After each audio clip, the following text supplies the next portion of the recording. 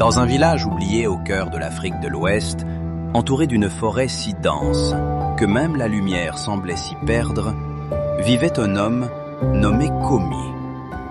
Komi n'était pas pauvre, il était même envié.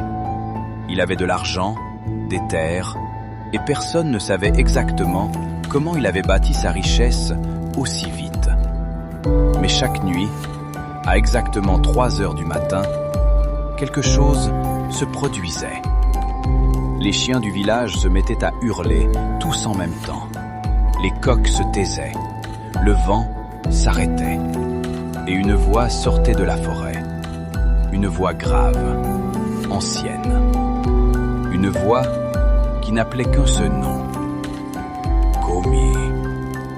Au début, il croyait rêver. Puis, il a compris. La voix était réelle.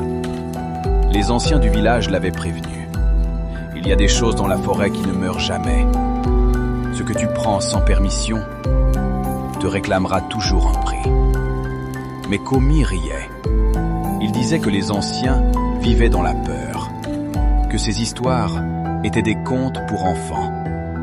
Pourtant, chaque nuit, la voix revenait, toujours plus proche, toujours plus insistante. Un soir, la voix dit clairement « Viens récupérer ce qui t'appartient ». Cette nuit-là, Komi prit une lampe et entra dans la forêt. Personne ne l'a vu revenir. Le lendemain matin, on retrouva ses empreintes, mais elles étaient étranges. Elles entraient dans la forêt, mais aucune ne ressortait. Les jours passèrent, puis les semaines. Et un soir, la voix revint. Mais cette fois, elle ne disait plus « Komi ». Elle disait « Donne-moi quelqu'un d'autre ». Un à un, les habitants commencèrent à tomber malades. Des cauchemars identiques.